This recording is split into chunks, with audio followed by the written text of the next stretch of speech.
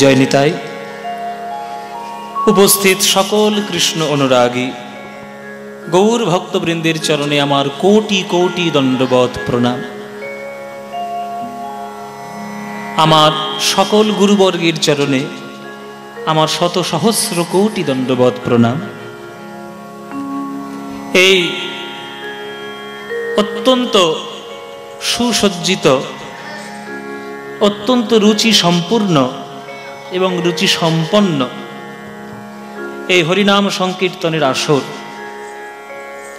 এই বোলপুরের মাটিতে আপনাদের মতো অনুরাগী ভক্তবৃন্দের সামনে আজকের অনুষ্ঠিত হচ্ছে। আর আপনারা দলে দলে এই কীর্তন গান আস্বাদনের জন্য আজকের এইখানে সমবেত একত্রিত। বহুদিন পর বোলপুরের ভক্তদের কাছে এলাম, কেননা আমাদের সর্বনাশটা করেছে এই মহামারীটা এসে, আপনাদের চরণ দর্শন করতে দেয়নি। যাই হোক, প্রভুর কৃপায় ধীরে ধীরে আমরা আবার স্বাভাবিক জীবনযাপনে ফিরে আসছি। সেইটা আমাদের পরম একটা কৃপা। ঈশ্বর করুক সবার মঙ্গল হোক, সবার অমঙ্গল দূরে যাক, পৃথিবী থেকে সমস্ত বিপদ এক নিমেষেই দূর হোক। এই যে কীর্তন আপনারা আস্বাদন করতে এসেছেন, এই এত সুন্দর আসরে আমি এখানে আসার পর যে বৈশিষ্ট্যগুলো পেলাম, এই আসরটা হচ্ছে মহাপ্রভুর মনের মতো আসর।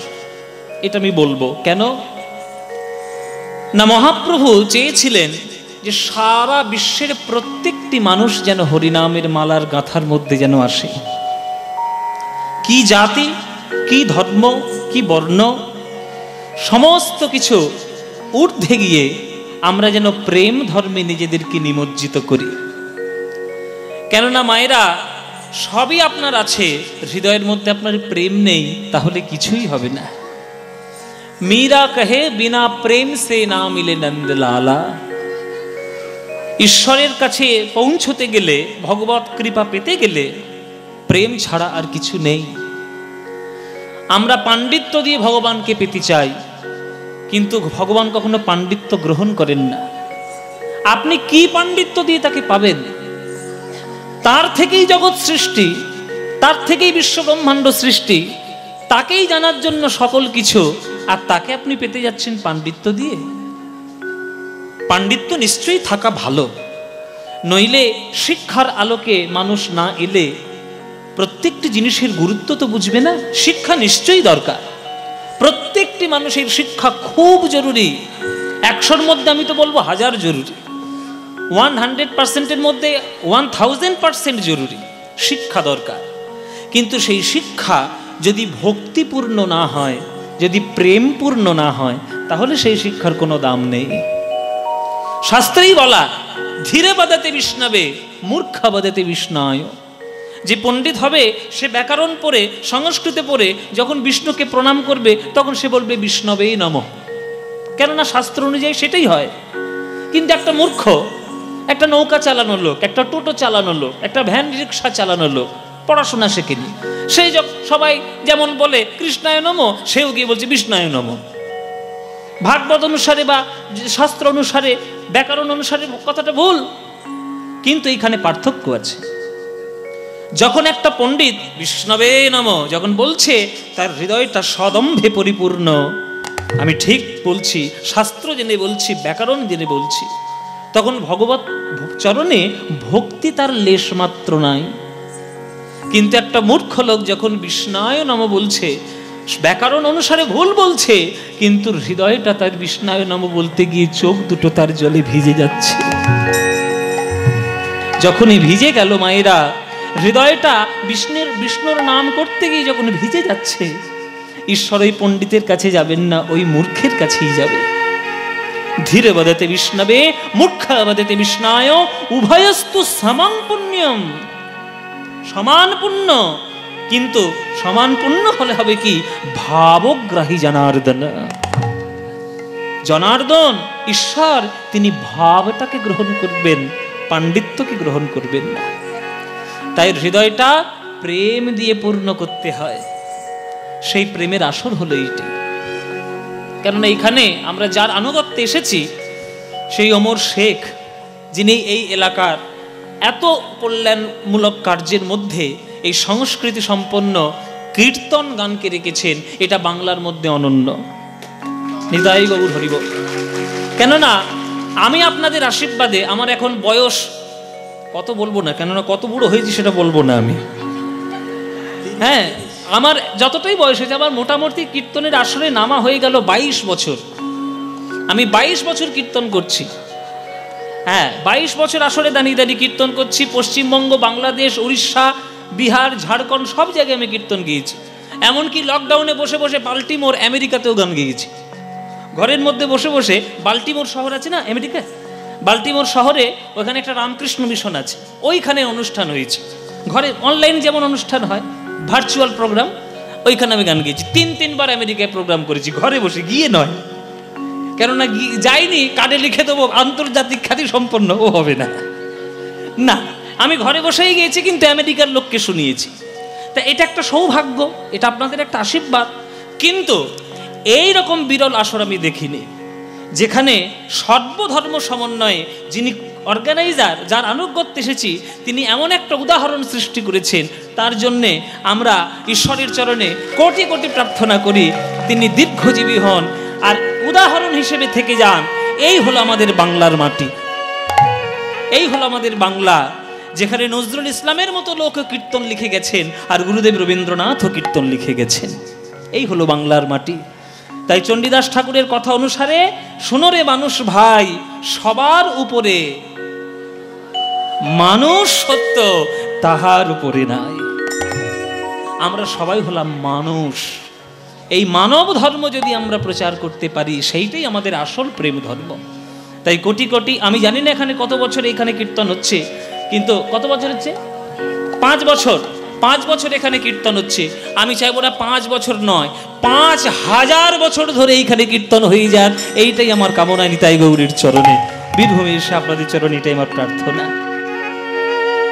সেই কীর্তন মহাপ্রভুর দেওয়া, যে কীর্তনের মধ্যে চাঁদ কাজীও এসেছিলেন, যে কীর্তনের মধ্যে হরিদাস ঠাকুর এসেছিলেন, যে কীর্তন লিখেছে নজরুল ইসলাম, যে কীর্তনের পদ লিখেছে আকবর বলে এক পদকর্তা, যে কীর্তন লিখেছে নাসির মাহমুদ বলে এক পদকর্তা, আবার গোবিন্দ দাস, চণ্ডীদাস, জয়দেব, বিদ্যাপতি, সমস্ত ভক্ত এসে এই কীর্তন গানকে উন্নত থেকে উন্নততর করেছে। সেই কীর্তন গান আমরা আস্বাদন করছি, যেটা আমাদের কত বড় ভাগ্য যে আমরা বাংলার মানুষ হয়ে কীর্তন আস্বাদন করছি।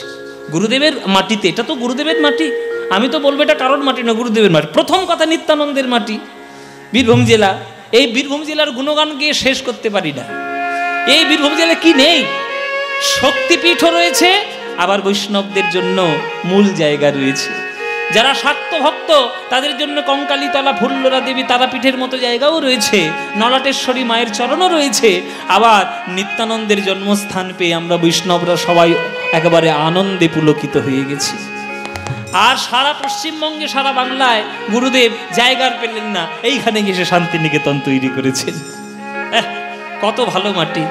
এই মাটিতে যদি আমরা জন্ম নিতে পারতাম, তাহলে আমাদেরও কত ভাগ্য হতো। সেই মাটিতে এই সর্বধর্ম সমন্বয়ের কীর্তন হচ্ছে। গুরুদেবও গান লিখেছেন, আবার নজরুল ইসলামও গান লিখেছে। হ্যাঁ, সখী ভাবনা কাহারে বলে, গুরুদেবের গান, কীর্তনাঙ্গের গান। সখী যাতনা কাহারে বলে,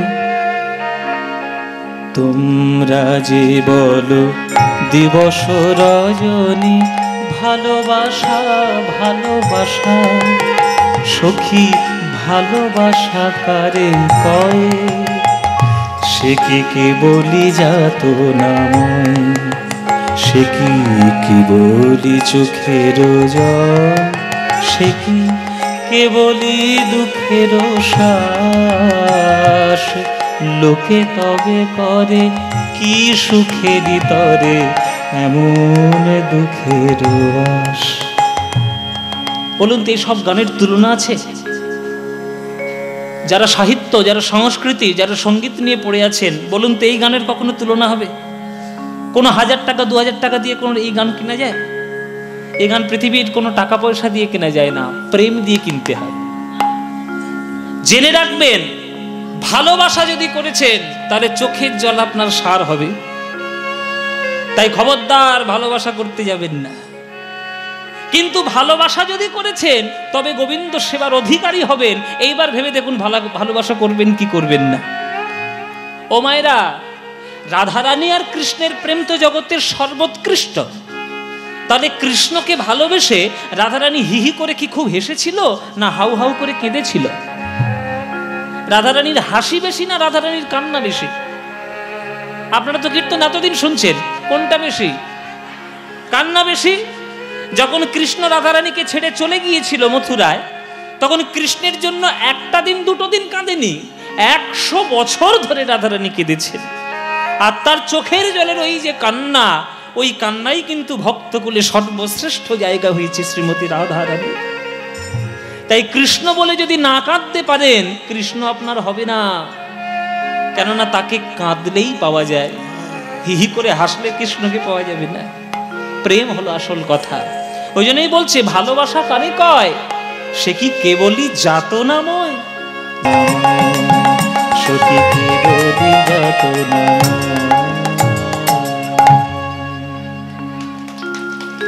বলুন, এ হলো গুরুদেবের গান। এই তো বাংলার মাটি, যেখানে কীর্তনাঙ্গের সুরে গুরুদেব গান লিখেছে। আবার সেই বাংলার মাটিতে চুরুলিয়ায় জন্মগ্রহণ করে একটা মুসলিম, নাম কখনো পরিবর্তন করেনি, জাতি পরিবর্তন করেনি, ধর্ম পরিবর্তন করেনি, কিন্তু যে গান লিখে দিয়েছে সেই গান বৈষ্ণবদের পর্যন্ত গাইতে হয়, তাই না?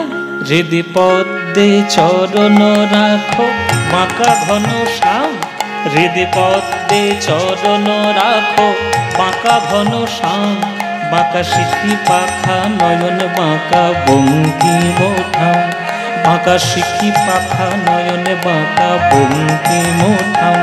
তুমি দাঁড়ায় ত্রিভঙ্গে, দাঁড়ায় ত্রিভঙ্গে, দাঁড়ায় ত্রিভঙ্গে, দাঁড়ায় ত্রিভঙ্গে, অধরে মুরলি ধরে দাঁড়ায় ত্রিভঙ্গে, অধরে মুরলি ধরে দাঁড়ায় ত্রিভঙ্গে, বাঁকা শিখি পাখা নয়ন বাঁকা বঙ্কিম ঠাম, বাঁকা শিখি পাখা নয়ন বাঁকা বঙ্কিম ঠাম। দেখুন, কাজী নজরুল ইসলামের চরণে কোটি কোটি প্রণাম, কোটি কোটি।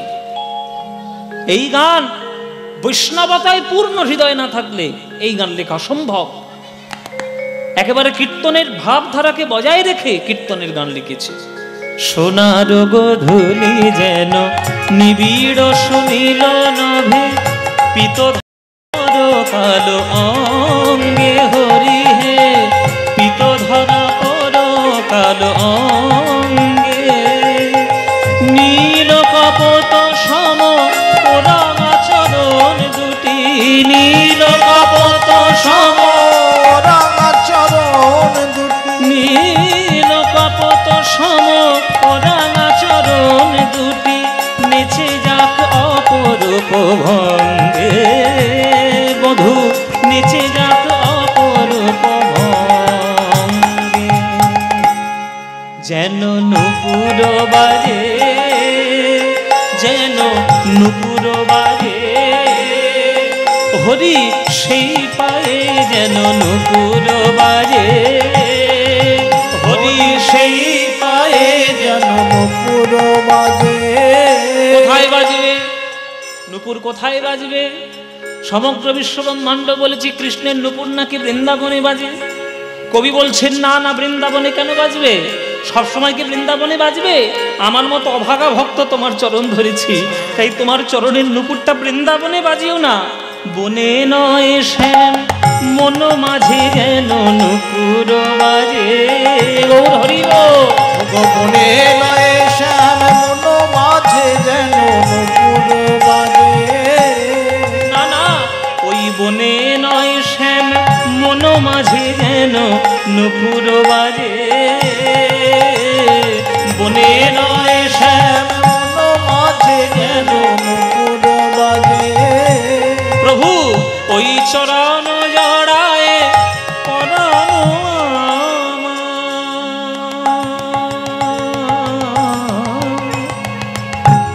তোমার চরণে যেন নুপুর নেই, আমার পরাণে রয়েছে। চরণ জড়ায় পরানো আমার যেন মঞ্জির হয়ে বাজে, যেন মঞ্জির হয়ে বাজে, যেন মঞ্জির হয়ে বাজে, যেন মঞ্জির হয়ে বাজে।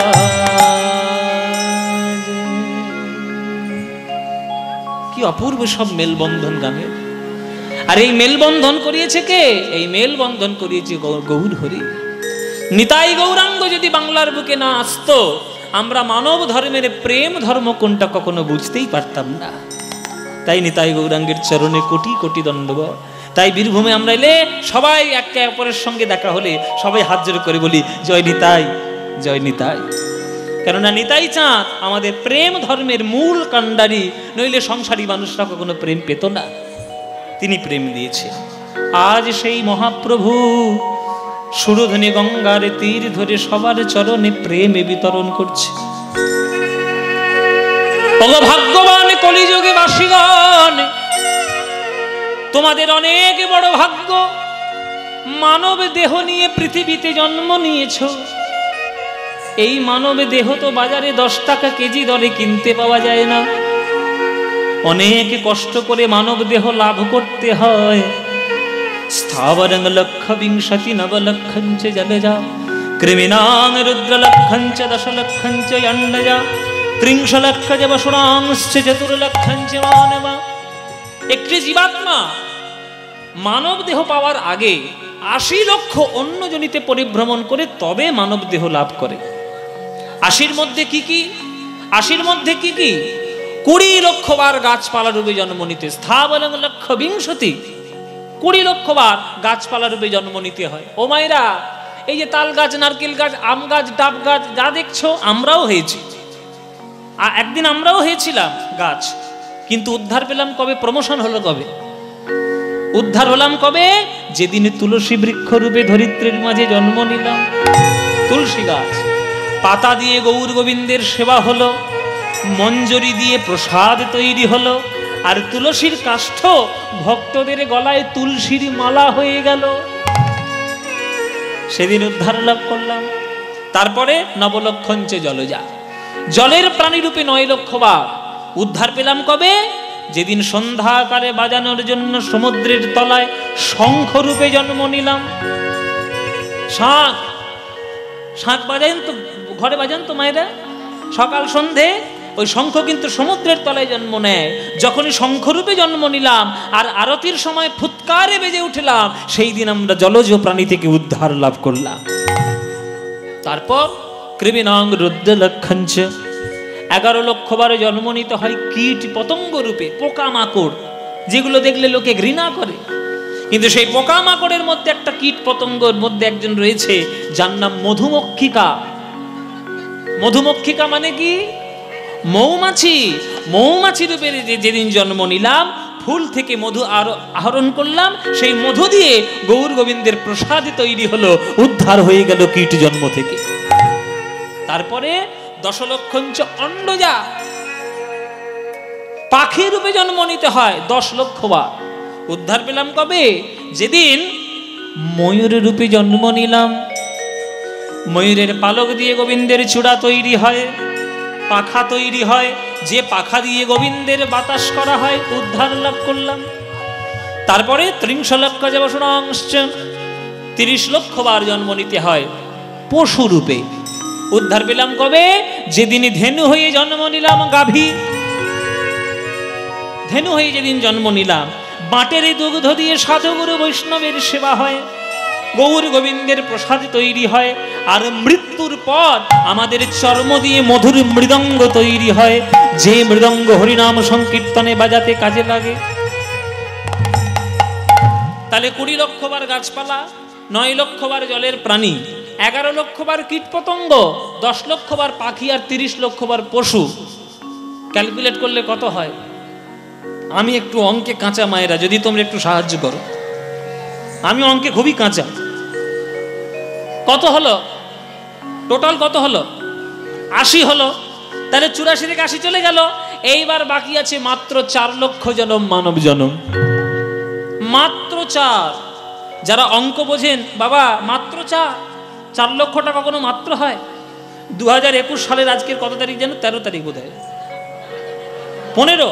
ও গানে এলে আমার ডেট মনে থাকে না, গানে গানে ঘুরলে ডেট মনে থাকে না। 15 তারিখ, 15ই নভেম্বর 2021 সাল, বোলপুর। এই জায়গাটার নাম কি জানো? রবীন্দ্র, আচ্ছা আচ্ছা, এই যেখানে কীর্তন হচ্ছে, এইখানে আপনারা যারা কীর্তন শুনতে এসেছেন 4 লক্ষের মধ্যে 1 পেয়েছেন, তাহলে 4 লক্ষ থেকে 1 মাইনাস করুন, কত থাকবে দেখুন। 3 লক্ষ। কি হিসেব আমায় দিল দেখো। তোকে এই প্রাইমারি স্কুলে ভর্তি করে দিয়ে যাবো, যেখানে আমরা আমাদের থাকতে দিয়েছে। ও মায়েরা, কত হয়? কত হয়?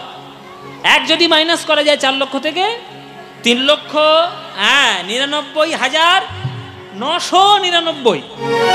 তাহলে এতগুলো জন্ম যখন বাকি আছে, যারা নাস্তিক লোক তারা একটা সুবিধা পেয়ে গেল, বলে তাহলে এই জন্মে হরি বলবো কেন, সামনের জন্মে হরি বলবো কেন, এই জন্মে একটু হেসে খেলে কাটিয়ে দিই। এইখানে এই যে আমাদের ওমর শেখ মহাশয় কত সুন্দর দেখুন সাংস্কৃতিক অনুষ্ঠান করে বেড়াচ্ছে, আর অন্যান্য জায়গায় এই কালী পুজো, জগদ্ধাত্রী পুজো, দুর্গা পুজো টুম্পা সোনা টুম্পা সোনা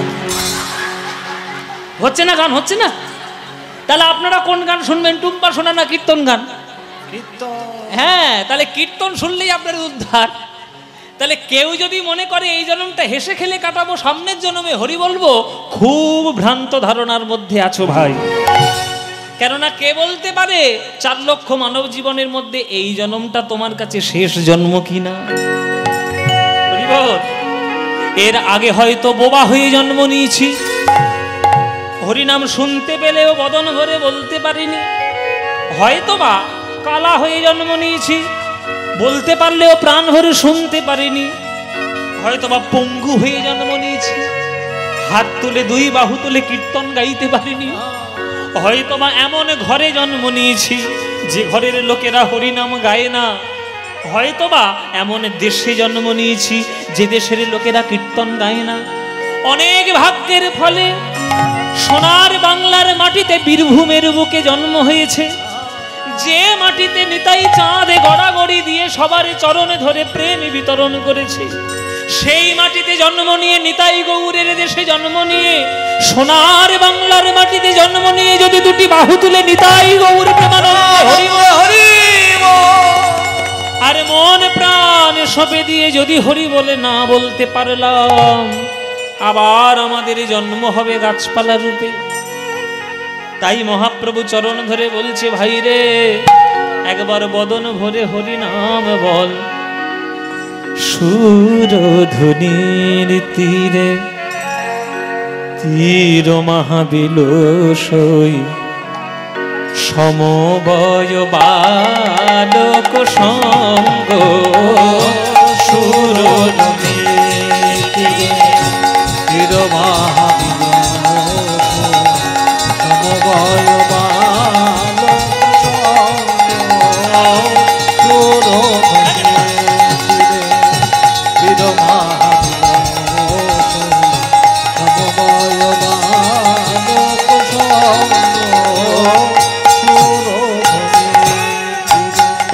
করতালে তালে ধ্বনিত হরি হরি ধ্বনি, করতালে তালে ধ্বনিত হরি হরি ধ্বনি, করতালে তালে ধ্বনিত হরি হরি ধ্বনি, করতালে তালে ধ্বনিত হরি হরি ধ্বনি।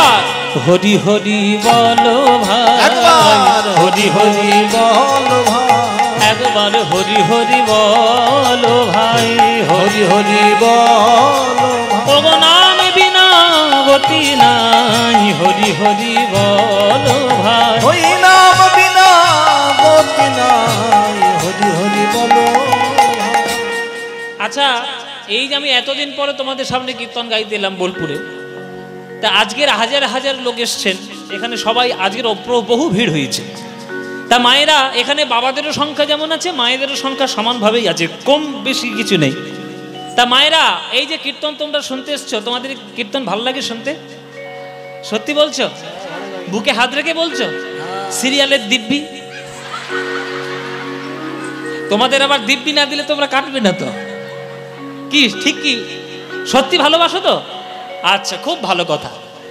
আজকে তোমরা যেমন ভালোবাসছো কীর্তন, আমি আশা করব তোমাদের পরবর্তী প্রজন্মের মধ্যেও যেন এই ভালোবাসাটা থেকে যায়, নইলে বাংলা সংস্কৃতি রক্ষা হবে না। তা মায়েরা, এখানে যারা যারা দলে দলে ছুটে এসেছো, এই হরিনাম সংকীর্তন মহাপ্রভুর দেওয়া গান এবং নিতাই চাঁদের প্রচার করা এই কীর্তন গান, তোমাদের যাদের যাদের ভালো লাগে না উলুধ্বনি একবার দাও।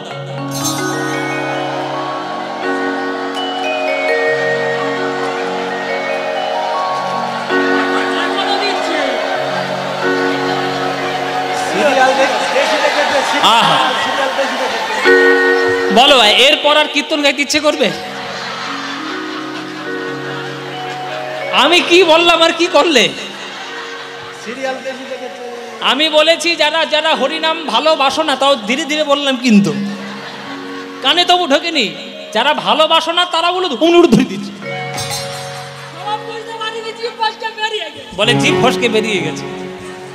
আসলে করোনা মাথা ঘুরিয়ে দিয়েছে। আর একবার সুযোগ দিচ্ছি, বলে বাবা কি করো, ভুল করে বেরিয়ে গেছি, কি করব, স্লিপ অফ টাং, হ্যাঁ, জিভ ফসকে গেছে। আচ্ছা, এবার যারা যারা হরিনাম ভালোবাসো, এইবার তারা উলুধ্বনিটা দাও। তাহলে ভালোবাসে, হ্যাঁ, তাহলে ভালোবাসেন মায়েরা। এবার বাবাদের একটা পরীক্ষা হয়ে যাক। যেসব বাবারা কীর্তন ভালোবাসেন তারা দুটো বাহু তুলে বলুন দেখি, নিতাই গৌর হরি। না, তাহলে বাবারাও ভালোবাসে। তাহলে বাবারা মায়েরা সবাই যখন ভালোবাসেন, চলুন আমার সঙ্গে এই নামটা একটু করতালি দিয়ে গাইবেন নাকি? সংকীর্তন হবে, গাইবেন? হ্যাঁ, এমন জোরে জোরে গাইবেন যাতে বোলপুর স্টেশনে শান্তিনিকেতন এক্সপ্রেস থেমে যায়। এখানে কীর্তন হচ্ছে, শুনে একবার আসে। সবাই মিলে করতালি দিয়ে বলুন, হরি হরি বলো ভাই, হরি হরি বলো, হরি হরি বলো ভাই। আহা, নাম বিনা গতি নাই, হরি হরি বলো ভাই।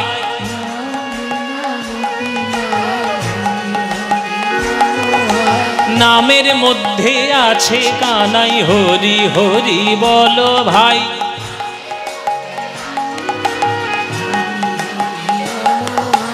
নামে পাবে গৌর নিতাই, হরি হরি বলো ভাই।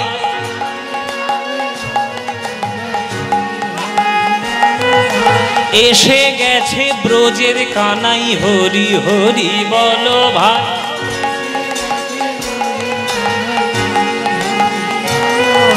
সংসারে জ্বালা দূরে যায়, হরি হরি বলো ভাই।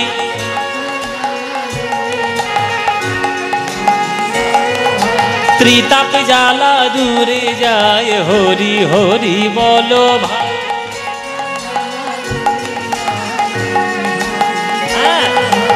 এসে গেছে গৌর নিতাই, হরি হরি বলো ভাই। এবার হাত তুলে করো তালে তালে, ধ্বনি তো হরি হরি ধ্বনি করো তালে তালে, ধ্বনি তো হরি হরি ধ্বনি। নাচো তো নট বড় অঙ্গ, সুর উলুধ্বনি নিতাই গৌর হরি। লোক সঙ্গ তোর ধ্বনি তীরে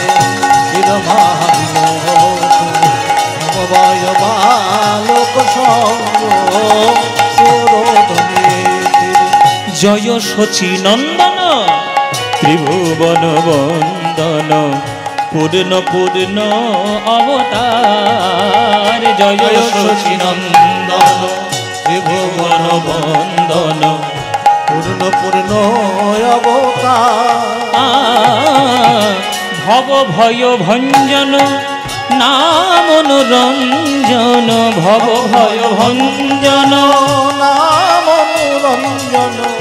সংকীর্তন পরচার, সংকীর্তন পরচার। চম্পক গৌর প্রেম ভয়ে কম্পই, চম্পক প্রেম ভয়ে কম্পই। চম্পক গৌর প্রেম ভয়ে কম্পই, মানে বৃন্দাবনের কথা মনে করে মহাপ্রভু থরথর করে কাঁপছে। অষ্টসাত্ত্বিক ভাব মহাপ্রভুর অঙ্গে সদা সর্বদা খেলে। অষ্টসাত্ত্বিক ভাব কি কি? স্তম্ভ, শ্বেদ, রোমাঞ্চ, বেবথু, বৈবর্ণ, সরভঙ্গ, লয়। আমাদের মানব শরীরে কোনো ভাগ্যে কোনো ভক্তের দু একটা করে ভাব উদয় হতে পারে, কিন্তু মহাপ্রভুর অঙ্গে অষ্টসাত্ত্বিক ভাব সদা সর্বদা খেলা করত। তাই থরথর করে কাঁপছে মহাপ্রভু বৃন্দাবনের কথা মনে করে। সেইটা পদকর্তা লিখছে, চম্পক গৌর প্রেম ভয়ে কম্পই।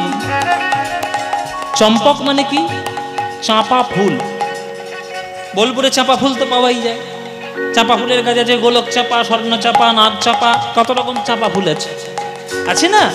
আর মহাপ্রভুর অঙ্গ শোভা এমন বিরাট বড়, যেন চাঁপা ফুলের মতো উজ্জ্বল, চম্পক বর্ণ গৌর হরি আমার। সেই গৌর হরি বৃন্দাবনের কথা যখন মনে করলো, তার অন্তরে এমন ভাব এলো, ঢলে ঢলে পড়ে যায়, ঢলে ঢলে পড়ে যায়, ঢলে ঢলে পড়ে যায়, ঢলে ঢলে পড়ে যায়। আজ ভাবাবেশে গোরারায় ঢলে ঢলে পড়ে যায়, ভাবাবেশে গোরারায় ঢলে ঢলে পড়ে যায়। ওগো ভাবাবেশে গোরারায় ঢলে ঢলে পড়ে যায়, ভাবাবেশে গোরারায় ঢলে ঢলে পড়ে যায়। ওগো ভাবে যে কিছু নাহি বুঝায়, ঢলে ঢলে পড়ে তারে ভাবে যে কিছু নাহি বোঝায়, ঢলে ঢলে পড়ে। চম্পক গৌর প্রেম ভয়ে কম্পই, ঝম্পই সহচর কর, ঝম্পই সহচর কর।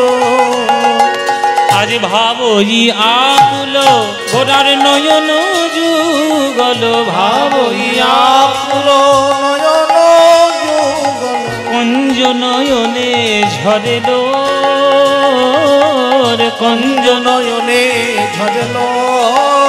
তার ভাব কেমন? ধনি ধনি ভাবিনী চতুরের শিরোমণি, বিধগত জীবন জীবন।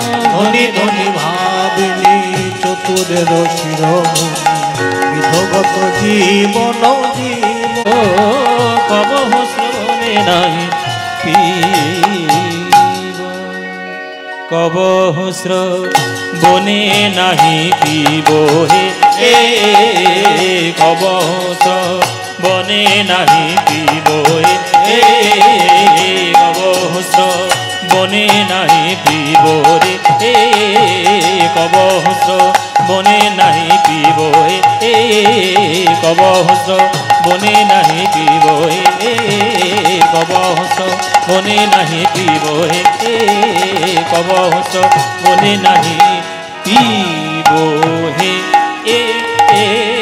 শ্রবণে নাহি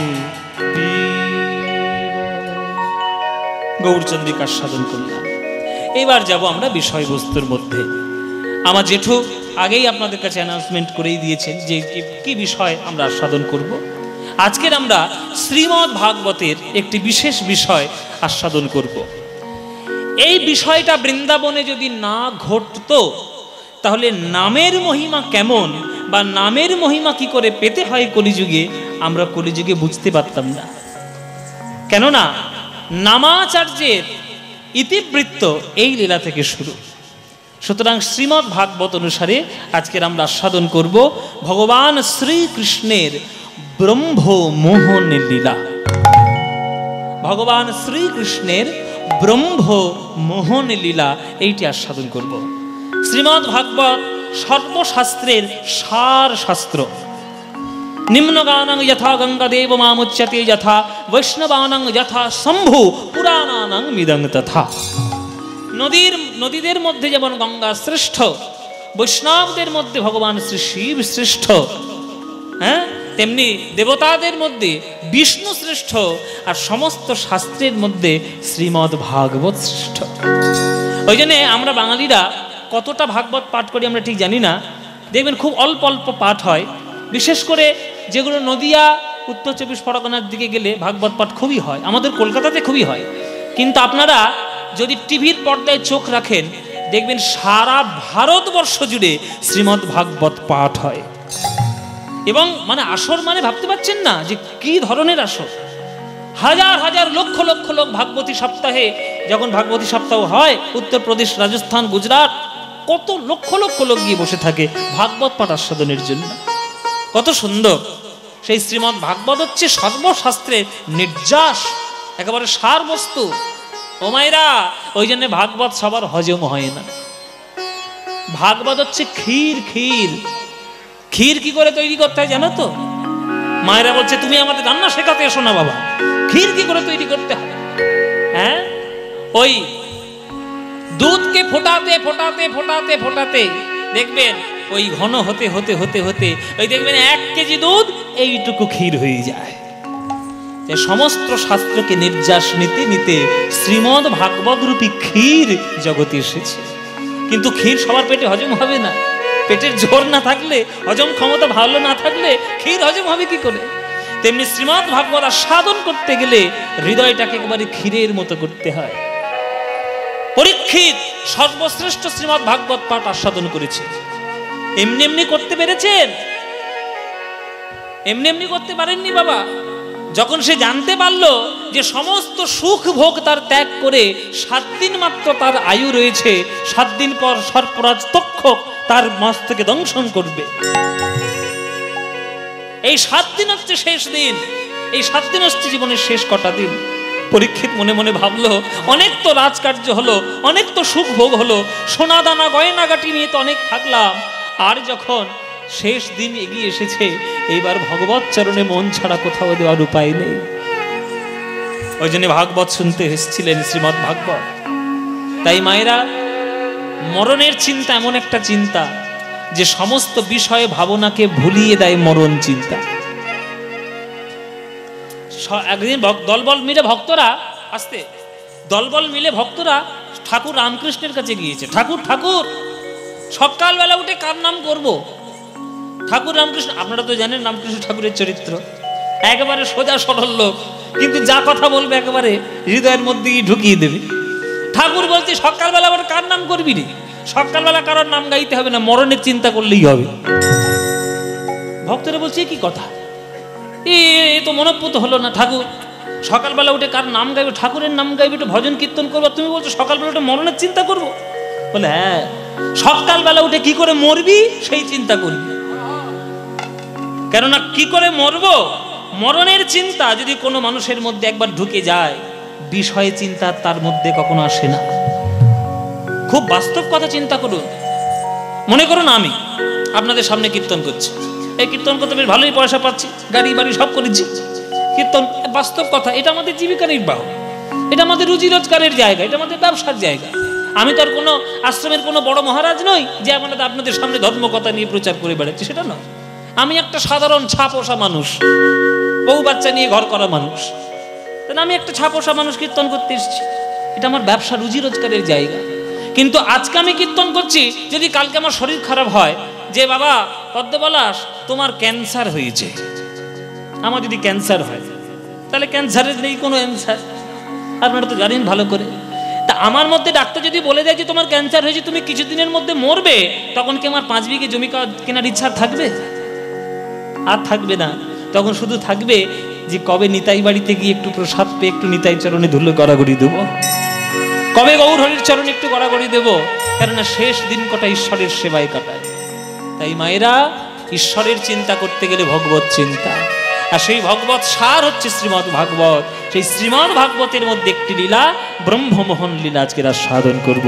চলুন বৃন্দাবনে যাব, বৃন্দাবনে যাই। চলুন বৃন্দাবনে যাওয়ার সময় একটা গান, একটা বৃন্দাবনে যাওয়ার গান একটা গাইবো না বাদ দেব? গাইবো। আচ্ছা, আমার একটা প্রিয় গান আপনাদের গান শোনাই। গোঠেরে রাখা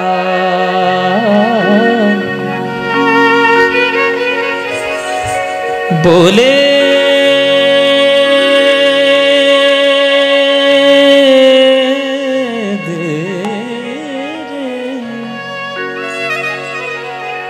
কোথায়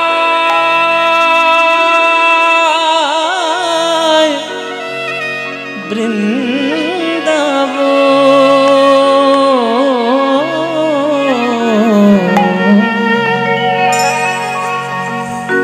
রাখাল রাজা গোপাল আমার খেলে অনুক্ষণ,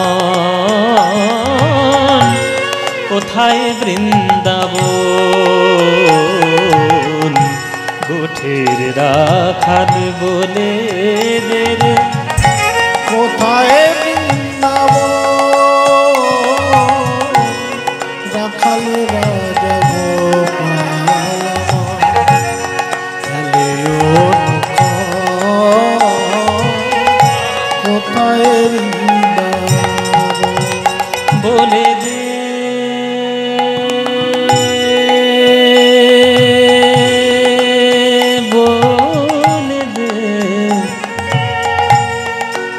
বলে রে রে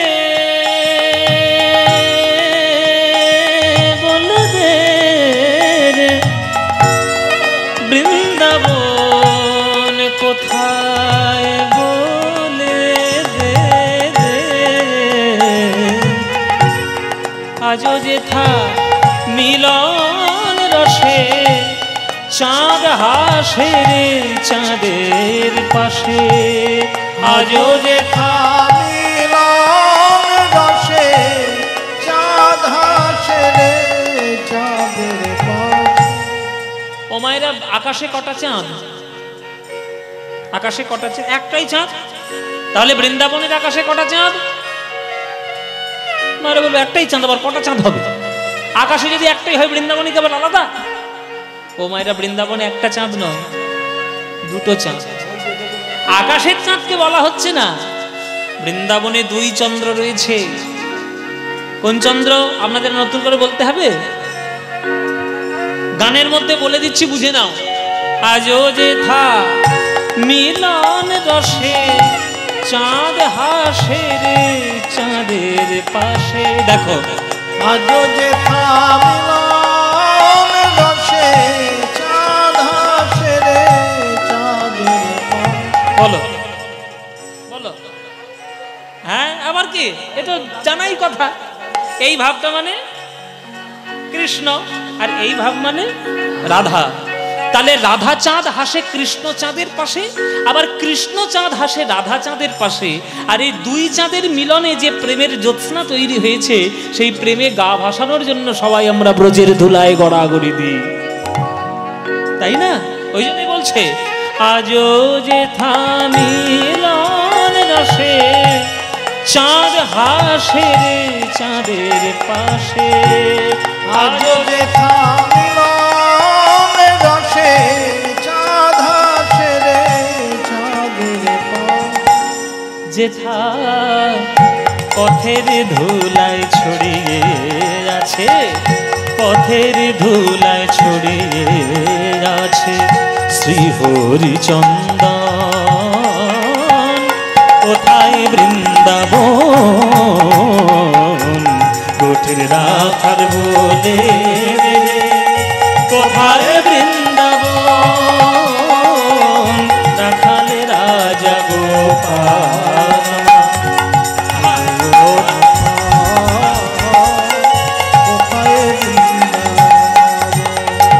যেথা কৃষ্ণ নামে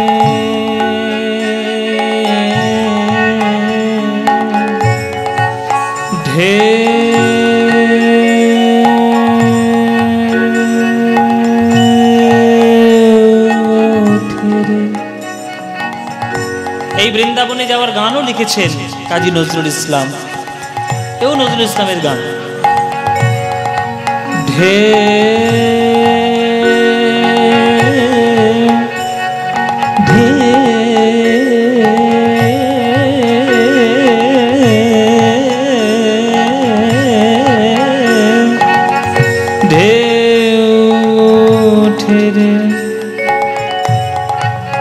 ধসরে গা গা গা গা গা, ধসরে গা গা গা গা গা, গাবা গাবা ধানি ধানি ধানি দাদা দাবা গাবা গা গা গা গা, গাবা সা ধানি ধানি ধানি ধানি দাবা দা পা মা ধা পা মা গা গা গা মা মা মা পা মা গা গা রে গারে গারে সা কৃষ্ণ নামের ঢেউ ওঠে রে ওই সুনীল যমুনায় তমাল বনে আজ কানর নুপুর শোনা যায় নুপুর শোনা শোনা কি যাচ্ছে না যাচ্ছে না যাচ্ছে শোনা নুপুর শোনা যাচ্ছে এই নুপুর কিন্তু এখনো কৃষ্ণ বাজায় বৃন্দাবনে যাদের গুরু ভাগ্যে দেখার চোখ হয়েছে দেখবে শোনার কান হয়েছে শুনবে কিন্তু কৃষ্ণের নিত্যলীলা এখনো বৃন্দাবনে হয় আজও যে থা কদম তলে বেনু বাজে সাঁঝ সকালে বাজে রে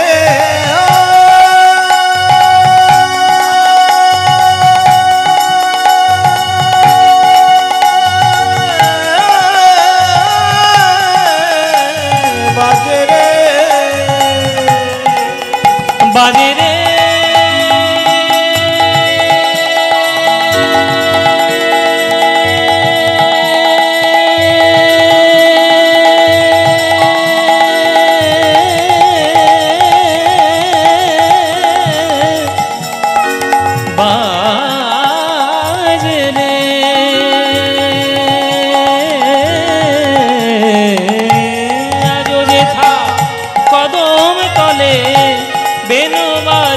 সাঁঝ সকালে আজ যেথা কদম তলে বেনু বাজে সাজে যেথা নিত্য লীলা গারে সারে গা নিত্য লীলা সাবা বাবা গামা গামা গা সারে গা রে গা নিত্য লীলা গামানে নিত পদ মা দা বা গা পা মা সারে গা গা সারে গা গা সারে গা নিত্য লীলা সাদা নি নি নি নি নি নি নি নি নি সাদা নি নি নি নি নি বাদা বাদা মাদা বাদা মাদা বা গা পা মা রে মা গা সারে পা মা গা রে সারে গা পা মা গা রে সারে গা সারে গা সারে গা নিত্য লীলা করে আমার মদন মোহন কোথায় বৃন্দাবন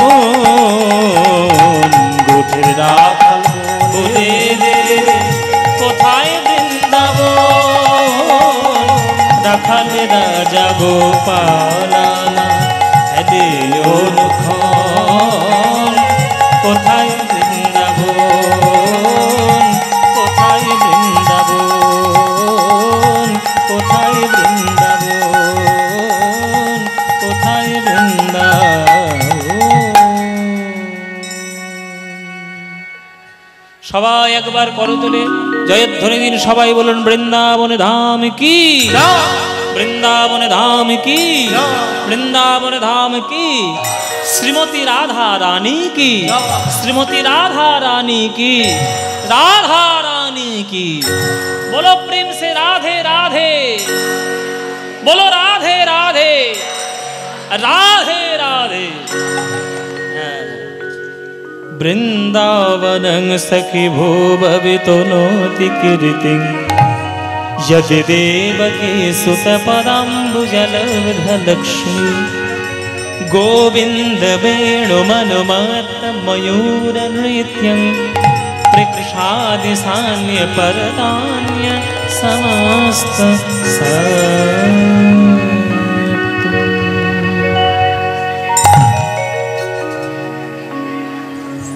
আমরা এলাম মায়েরা বৃন্দাবনে দেখব ব্রহ্ম মোহন লীলা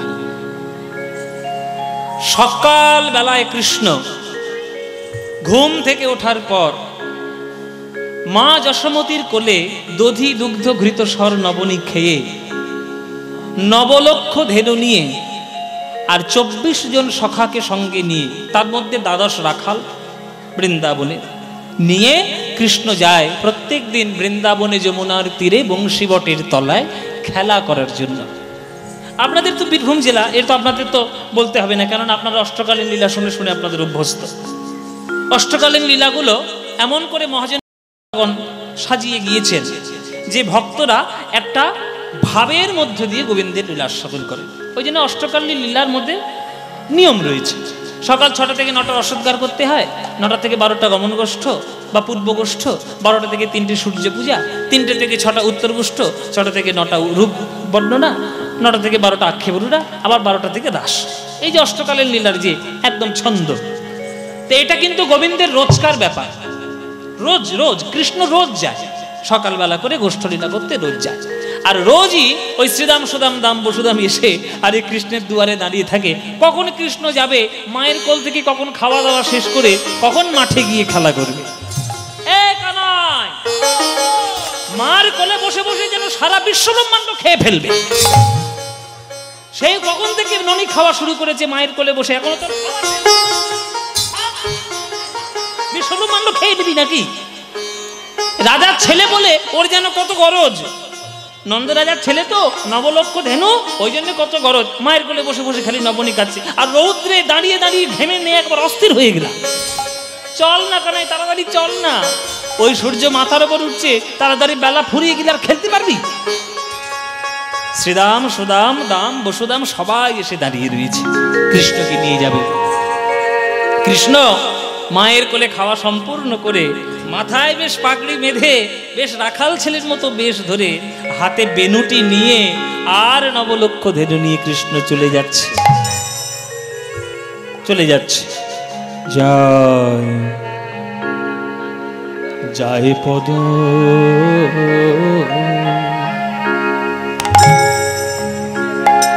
রহিয়া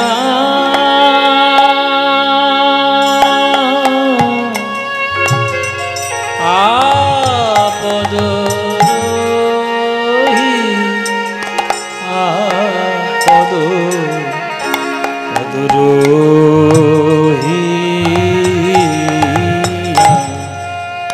দেখো যায় পদ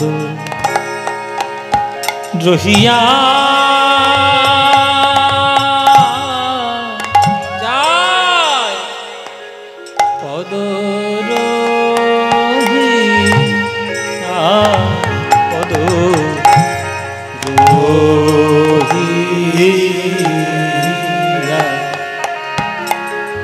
আস্তে আস্তে ধীরে ধীরে বিতরণ করুন। মায়েরা ভালো করে শুনুন, আস্তে আস্তে। মায়েরা এদিকে তাকান, এদিকে, লজেন্সের দিকে বেশি লোক দেবেন না, টফির দিকে নজর নয়, নজরটা আমার দিকে থাক। মায়েরা মনে করো তুমি ঘরের কাজ করছো, কেউ তোমার পাড়ার একজন দিদি এসে ছুটে খবর দিয়ে গেল, এই তুই ঘরে বসে রান্না করছিস, আরে এই রাস্তা দিয়ে রাষ্ট্রপতি যাবে, আমাদের এই বোলপুরের রাস্তা দিয়ে রাষ্ট্রপতি যাবে। তা কেউ যদি শোনে তার সামনের রাস্তা দিয়ে রাষ্ট্রপতি যাবে, সে ঘরে রান্না করবে না রাষ্ট্রপতি দেখবে? ঘরে থাকবে মায়েরা, সে আর ঘরে থাকতে পারবে? ছুটে তোর ঘরের কাজ ফেলে দিয়ে রাষ্ট্রপতি দেখবে। তাহলে ভারতের রাষ্ট্রপতি দেখার জন্য যদি সাধারণ মানুষ বেরিয়ে আসতে পারে ঘর ছেড়ে, বিশ্ব ব্রহ্মাণ্ডের রাষ্ট্রপতি হচ্ছে আমার গোলকের ভগবান শ্রীকৃষ্ণ। সে রাস্তা দিয়ে হেঁটে হেঁটে যাবে, কোন ব্রজ মা ঘরের মধ্যে রান্না করতে পারবে? ছুটে চলে আসছে, বলে আমার গোপাল যাচ্ছে, গোষ্ঠে গোচারণ করতে গোপাল যাচ্ছে, চল রে দিদি তাড়াতাড়ি চল, একবার বদনটা নয়ন ভরে দেখে আসি।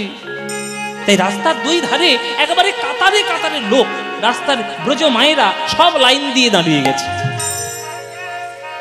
লাইন দিয়ে দাঁড়িয়ে গিয়েছে। এবার কৃষ্ণ ওই ধীরে ধীরে ধীরে ধীরে ধীরে ধীরে ধীরে ধীরে সবার মন জয় করতে করতে যাচ্ছে।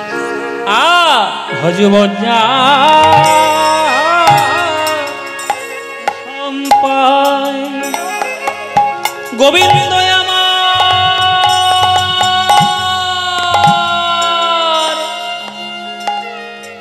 গোবিন্দ আমার নাচি নাচি চলি যায়। এগুলো কিন্তু কীর্তনের আসল সুর বাবা, এই হচ্ছে কীর্তনের আসল সুর, দাসপাহিরা গান। কেননা আপনারা তো সব সুর সম্বন্ধে অবগত। গোবিন্দ গোবিন্দ যায় অঙ্গ অঙ্গ দুলাইয়া দুলাইয়া, গোবিন্দ যায় অঙ্গ দুলাইয়া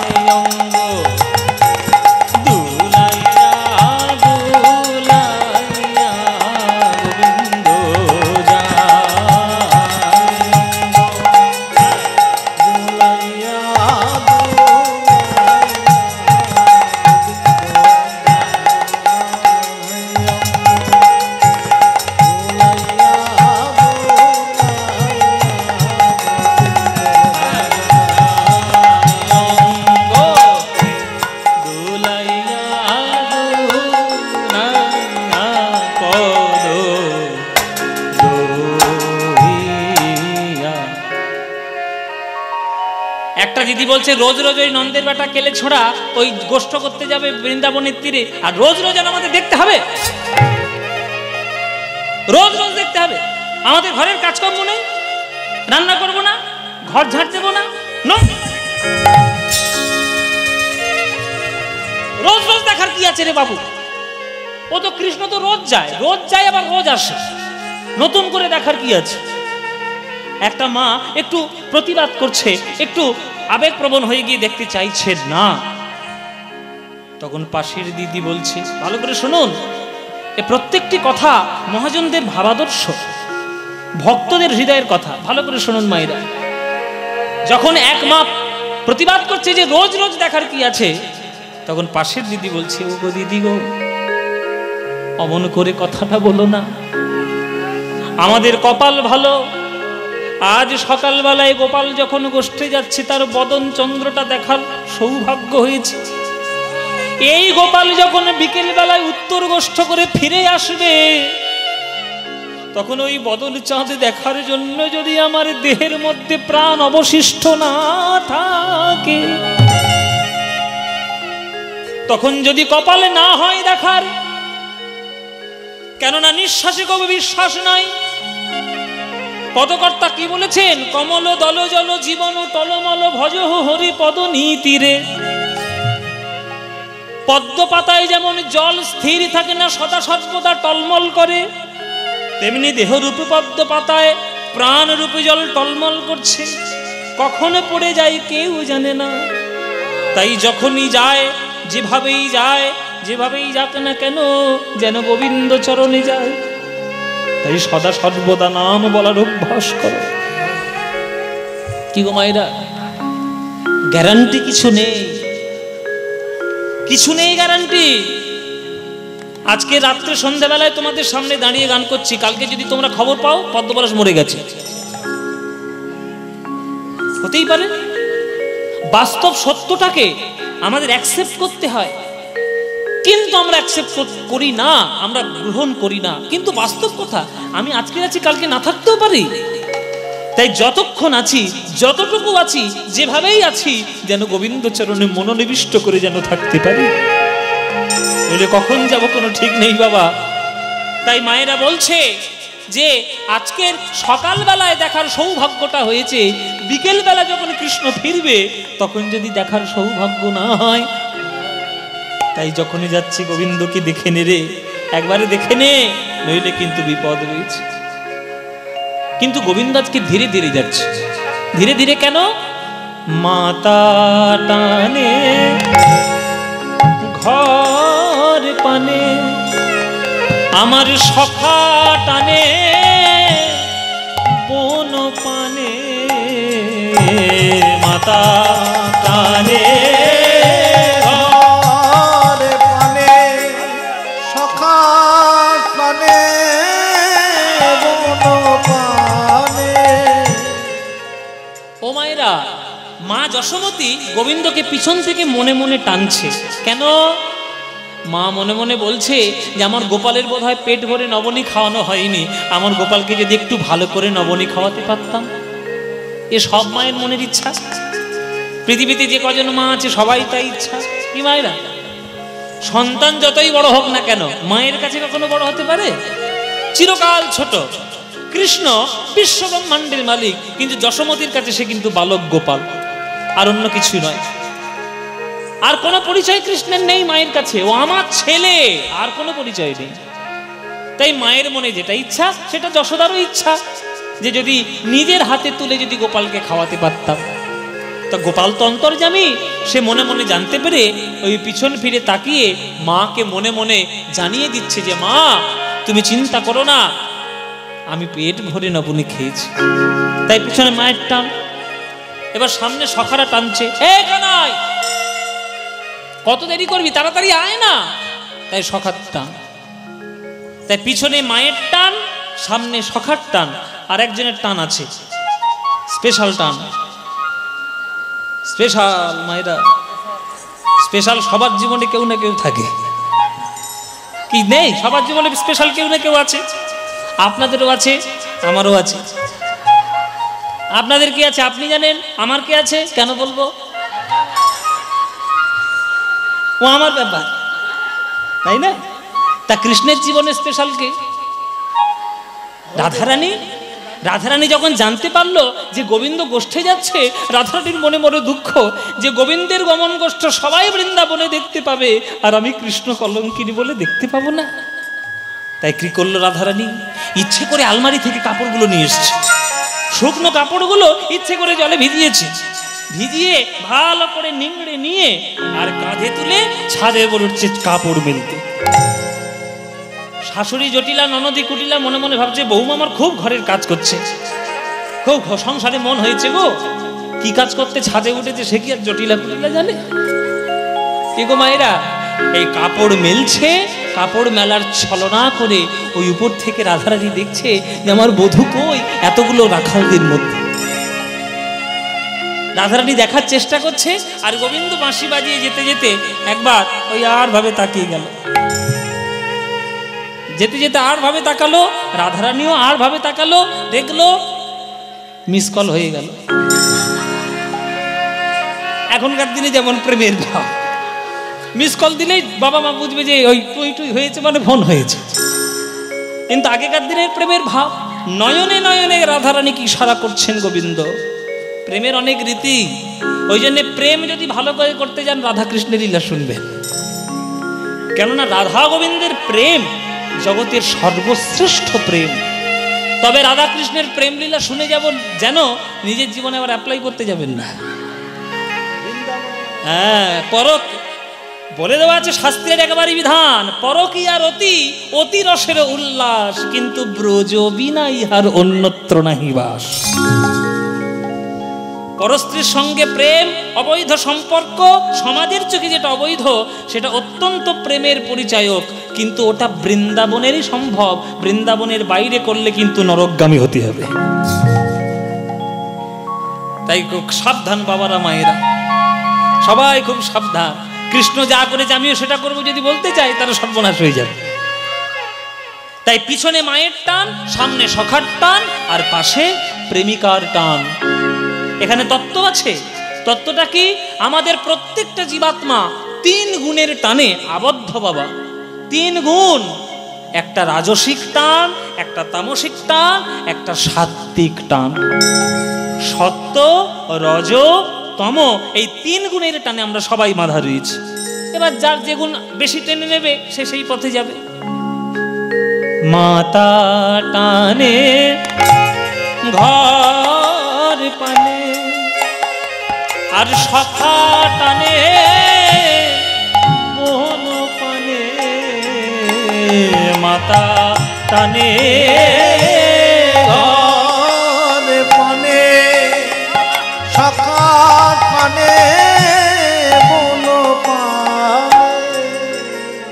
আবার রাই টানে নয়ানে নয়ানে আমাদের রাই টানে। নয়ানে নয়ানে আমাদের রাই টানে। নয়নে নয়নে আমাদের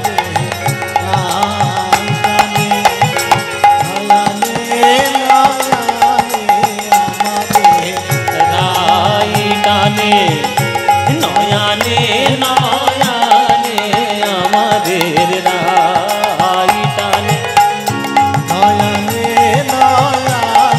আমাদের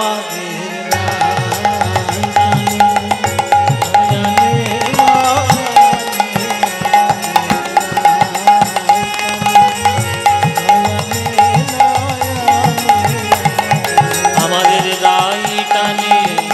নয়ানে নয়ানে আমাদের রাই টানে।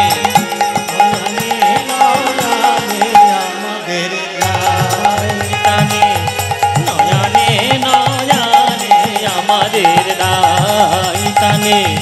নয়ানে নয়ানে আমাদের রাই টানে। নয়ানে নয়ানে আমাদের রাই টানে। নয়ানে নয়ানে আমাদের রাই টানে। নয়ানে নয়ানে নয়ানে আমাদের দাই টানে, নয়ানে নয়ানে আমাদের দাই টানে, নয়ানে নয়ানে আমাদের দাই টানে, নয়ানে নয়ানে আমাদের দাই টানে, নয়ানে নয়ানে আমাদের নয়নে নয়নে নয়ানে নয়ানে পদ রো